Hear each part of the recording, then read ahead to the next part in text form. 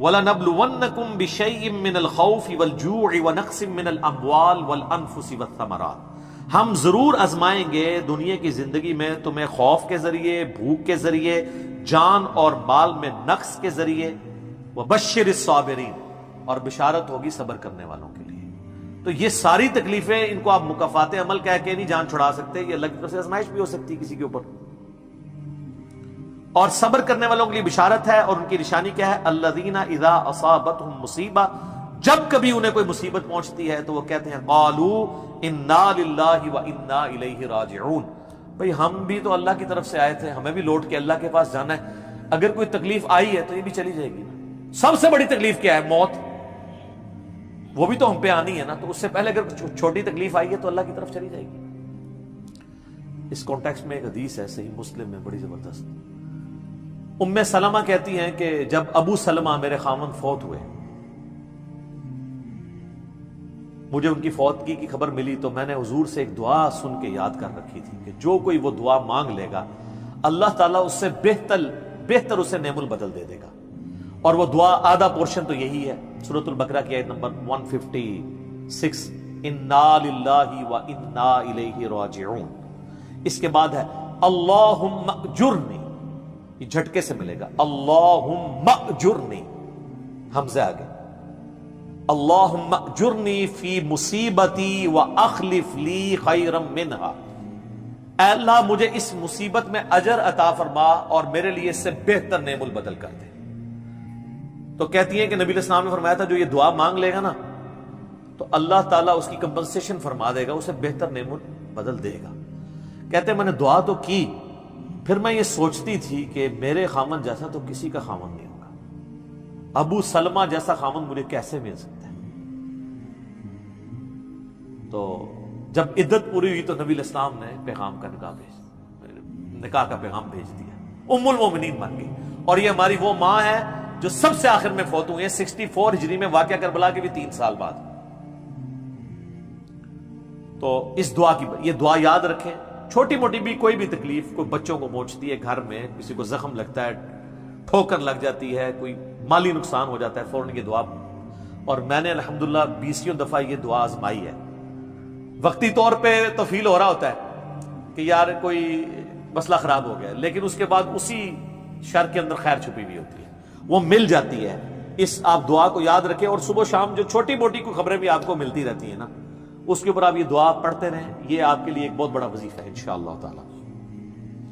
نیک لوگوں کو جو تکلیفیں آتی ہیں نا دنیا میں، وہ ان کے درجات کو بلند کرنے کے لیے آتی ہیں، اور یہ اللہ تعالیٰ نے بڑی سختی کے ساتھ سورۃ العنکبوت کے اندر نا صحابہ کرام کو ایڈریس کر کے نا یہ فلسفہ کلیئر کیا ہے، آیت نمبر 2 اور 3 کے اندر، احسب الناس ان یترکوا ان یقولوا آمنا وهم لا یفتنون، کیا لوگ اس گمان میں ہیں کہ انہیں صرف اس بات پہ چھوڑ دیا جائے گا کہ وہ ایمان لے آئے اور ہم ان کی آزمائش نہیں کریں گے؟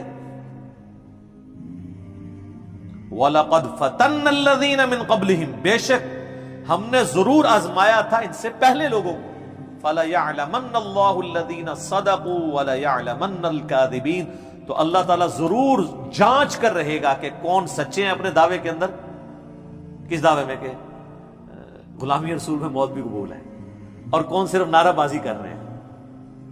اللہ تعالیٰ ان کو ظاہر کر کے رہے گا، جانچ کے رہے گا۔ تو یہ اللہ تعالیٰ نے اپنا اصول رکھا ہے، یونیورسل ٹروتھ ہے۔ اس کانٹیکسٹ میں صحیح بخاری میں ایک حدیث ہے، صحابہ کرام نے جب کافروں کی تکلیفوں کا ذکر کیا نا حضور سے، تو آپ نے فرمایا صبر کرو، اللہ کی قسم تم سے اگلے لوگوں کو زمین میں گاڑا جاتا تھا، سر کی مانگ پہ آرا رکھا جاتا تھا اور کہا جاتا تھا کہ اسلام چھوڑ دو، اور وہیں ان کے 2 ٹکڑے کر دیے جاتے تھے، وہ اپنے دین پہ قائم رہتے تھے۔ لوہے کی کنگیاں ان کے گوشتوں پہ پھیری جاتی تھی، حتیٰ کہ ہڈی تک پہنچ جاتی تھی، تب بھی وہ اپنے دین پر ثابت قدم رہے۔ تو نبی علیہ السلام نے اپنے صحابہ کو اگلے لوگوں کی یہ تکلیف گنوائی۔ تو اب وہ جو اتنی تکلیفیں کاٹتے رہے ہیں، وہ کوئی مکافات عمل نہیں ان کے لیے ہوا، آزمائش تو ہوئی ہے نا جی۔ تو نیک اور برے لوگوں کے اعتبار سے ڈیفرنٹ ہے، یہ ذہن میں رکھیے گا۔ بخاری اور مسلم کی متفق علیہ حدیث ہے، نبی علیہ السلام فرمایا مسلمان کو کوئی بھی تکلیف پہنچتی ہے، دکھ درد بیماری، کوئی اندیشہ کہتے ہیں ذہنی ٹینشن کو صرف، کہ یہ نہ ہو جائے، حتیٰ کہ اس کے پاؤں میں کانٹا بھی چبھ جائے، تو اللہ تعالیٰ اس کے بدلے میں اس کے گناہوں کو معاف کر دیتا ہے۔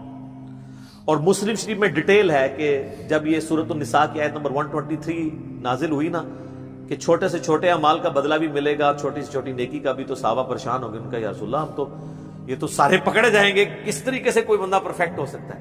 تو حضور نے فرمایا پریشان ہونے کی ضرورت نہیں ہے، مسلمان کو جو دنیا میں تکلیفیں اور بیماریاں آتی ہیں نا، وہ اس کی ان غلطیوں کا کفارہ بن جاتی ہیں۔ حتیٰ کہ جامعہ ترمذی میں، ابو داؤد میں ایک حدیث ہے، نبی علیہ السلام نے فرمایا کہ دنیا میں سب سے زیادہ تکلیفیں انبیاء کو آتی ہیں، تو کیا انبیاء پہ مکافات عمل ہو رہا ہوتا ہے؟ نعوذ باللہ۔ اس کے بعد ان پہ آتی ہیں جو ان کے بعد اللہ تعالیٰ کو سب لوگوں سے بڑھ کے محبوب ہوتے ہیں۔ آپ نے صحابہ کا بھی نام نہیں لیا، فرمایا جو بھی، وہ اس زمانے میں بھی ہو سکتا ہے، آج کے زمانے میں بھی، کیونکہ بعض اصحاب تو ایسے ہیں جنہوں نے کفر کی زندگی میں بھی موج کی ہے اور اسلام کی زندگی میں موج کی ہے، وہ تکلیفوں سے گزرے ہی نہیں ہیں۔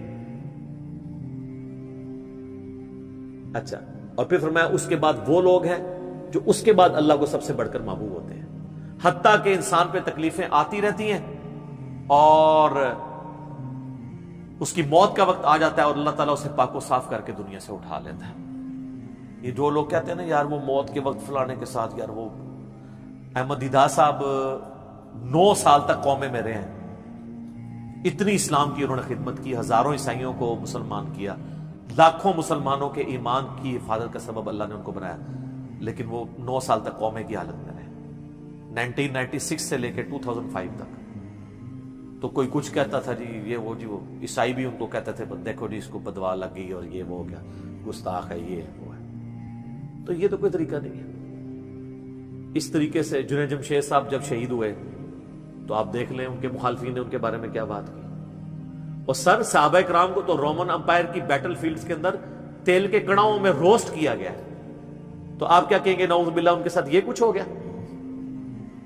ابو عبیدہ ابن جرح، معاذ ابن جبل لاڈلے ترین اصحاب ہیں، طاعون کے مرض میں شہید ہوئے ہیں، اور طاعون میں اتنے بڑے بڑے پھوڑے جسم کے اوپر نکلتے ہیں۔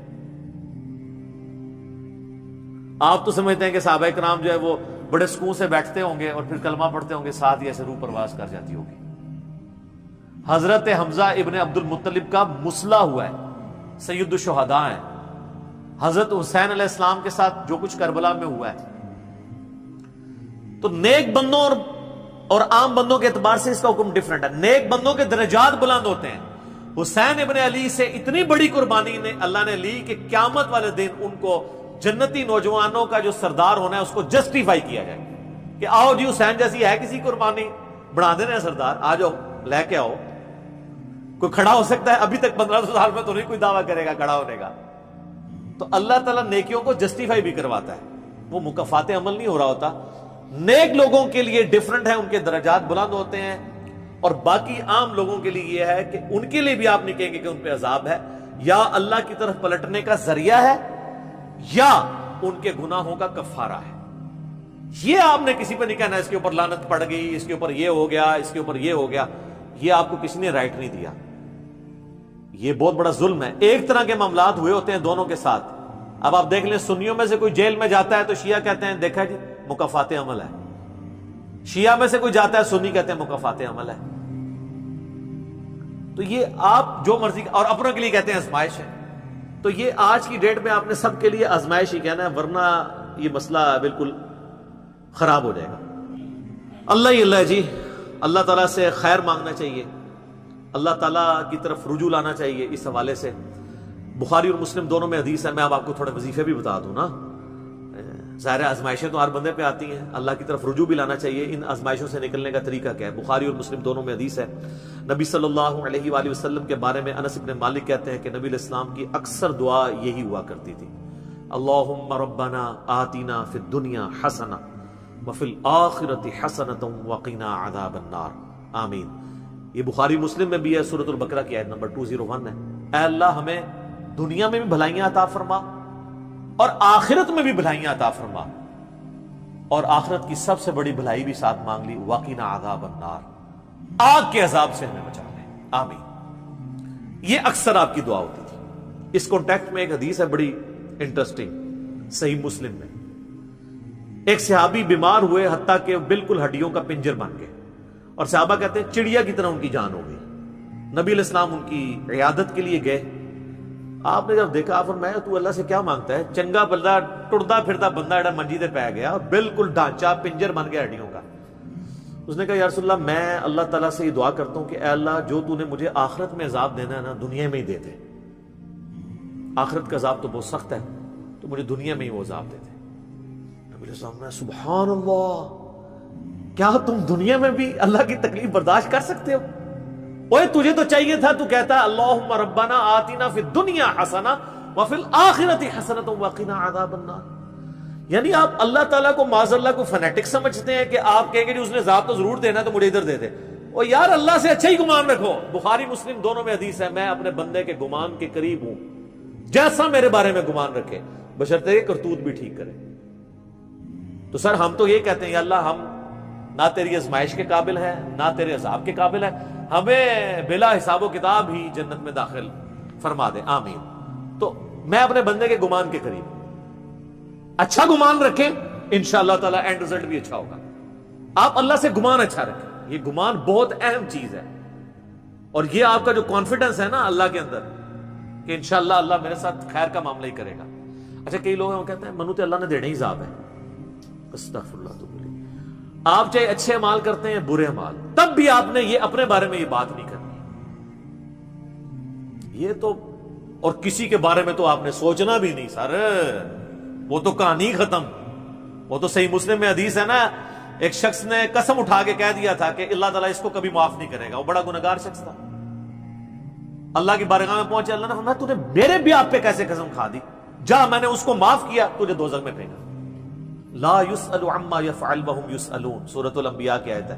اللہ کو کوئی نہیں پوچھ سکتا اس نے یہ کیوں کیا, وہ سب کو پوچھ سکتا ہے کہ انہوں نے یہ کیوں کیا. یہ اللہ تعالیٰ کے بارے میں ناشکری پھیلانا سورہ الزمر میں ہے, لا تقنطوا من رحمت اللہ, اللہ تعالیٰ کے بارے میں مایوسی عوام کے اندر پھیلانا.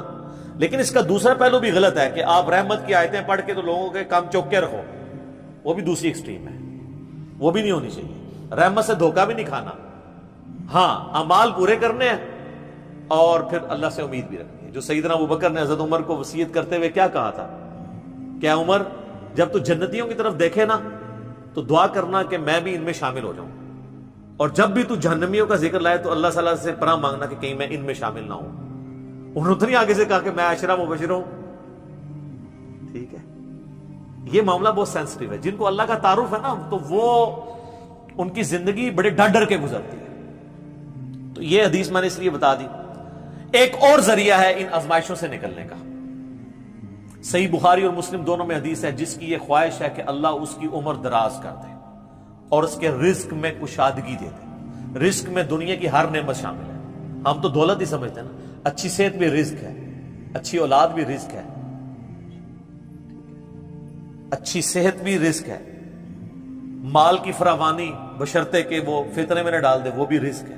ہر چیز دنیا میں جتنی بھی اہمیت ہے کی چیزیں جو ہم سمجھتے ہیں. تو بخاری اور مسلم دونوں میں الفاظ ہیں جس کی یہ خواہش ہے اس کی عمر دراز ہو جائے اور اس کے رزق میں کشادگی ہو تو اپنے رشتہ داروں کے ساتھ حسن سلوک کرے. یہ ہے جناب وہ کام کرنے کا. حسن سلوک خالی ان کو تسلیاں نہیں دینا.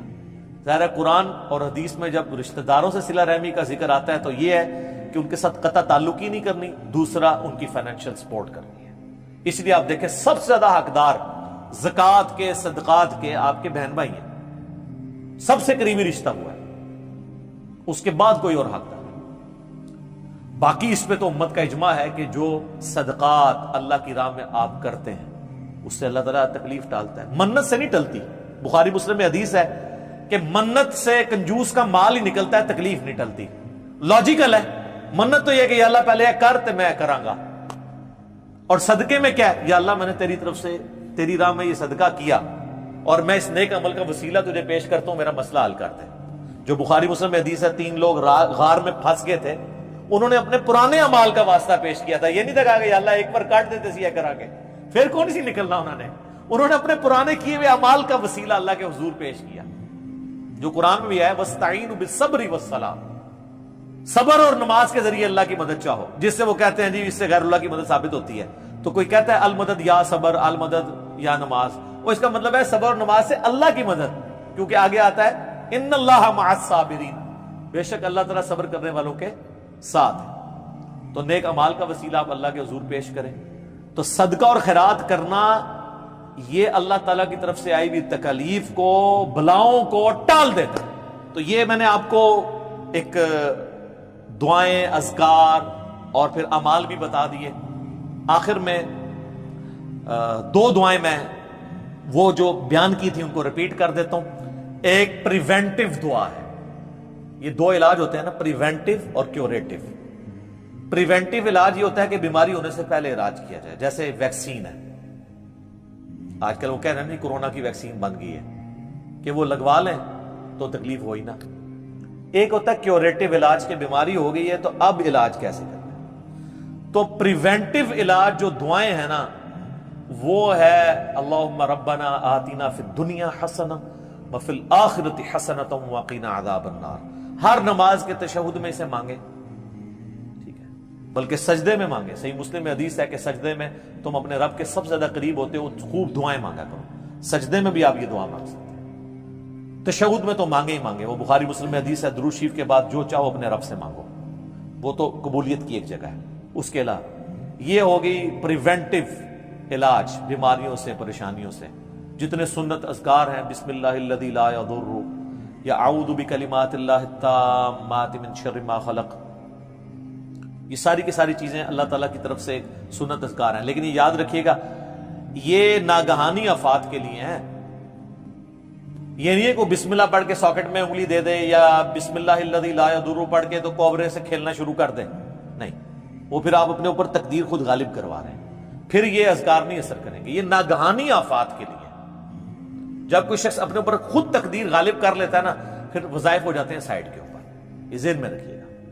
پھر بھی جو تکلیفیں آنی ہے نا وہ تو آنی ہے اللہ کی طرف سے آزمائش والی، وہ تو ہمیں یہی ایٹیچیوڈ ہے کہ ہم اللہ تعالیٰ کی طرف رجوع لائیں، اور وہی ہے کیوریٹیو علاج کہ جب کسی پہ تکلیف آ جائے تو اب کیا کرنا ہے، اس نے کہنا ہے انا للہ و انا الیہ راجعون، اللہم اجرنی فی مصیبتی و اخلف لی خیرا منہا۔ یہ مکافات عمل کا سارا ٹاپک، اس کا اینڈ میں کروں گا سورہ الحدید کی ان دو آیات کے اوپر، جس کے بعد صبر آ جائے گا سامنے، کہ اللہ تعالیٰ نے یہ تکلیف کا سلسلہ دنیا میں جو رکھا ہوا ہے اس پہ صبر کے لیے کیا ترغیب دلائی ہے۔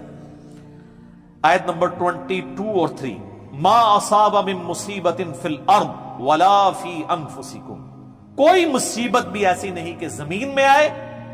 زمین میں کیا مصیبت آتی ہے؟ زلزلہ، وبائی امراض، سیلاب، طوفان، ولا فی انفسکم، اور نہ کوئی ایسی مصیبت کہ تمہاری جان میں آئے۔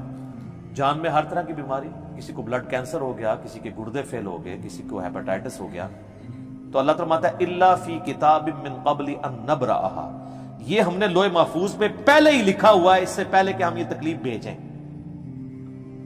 کام ہی ختم ہو گیا۔ اللہ کہتا ہے ہم نے تو یہ طے کیا، یہ ڈیسٹنی ہے تمہاری، تقدیر ہے۔ ان ذالک علی اللہ یسیر، یاد رکھنا یہ اللہ کے لیے بڑا آسان ہے، بہت آسان ہے۔ کوئی یہ بھی کہہ سکتا ہے کتنا ہو گیا، پہلے ہی اللہ کو پتا ہے، اللہ کے علم کے لیے آسان ہے۔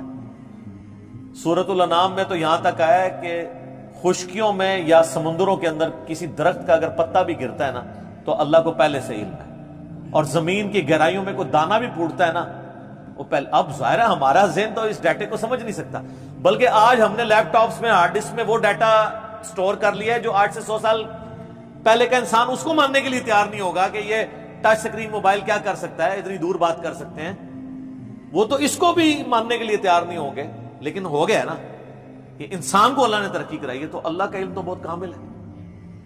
لِكَيْ لَا تَأْسَوْا عَلَىٰ مَا فَاتَكُمْ، یہ ہم نے اس لیے کیا، یعنی ہم نے تقدیر میں پہلے یہ چیزیں لکھی تھی تاکہ تم مت افسوس کرو اس چیز پہ جو تم سے چھین لی جائے۔ وَلَا تَفْرَحُوا بِمَا آتَاكُمْ، اور اس پہ شیخی مت بگاڑنا جو اللہ نے تمہیں دی ہے۔ اللہ کسی سے لے کے ازماتا ہے تو کسی کو دے کے بھی ازماتا ہے۔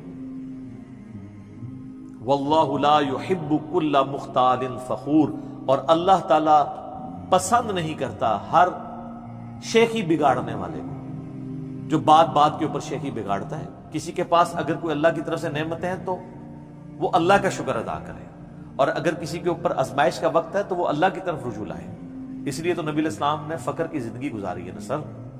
باقی نیک بندوں کے لیے درجات کی بلندی کا ذریعہ ہے آزمائشیں آنا. برے لوگ بھی اس اعتبار سے کہ میرے اعمال کی شامت ہے اور میرے گناہ معاف ہو جائیں گے اور میں اپنی اصلاح بھی کر لوں. کسی کے بارے میں کوئی ورڈکٹ نہ دیں، اپنے اوپر ضرور لاگو کریں.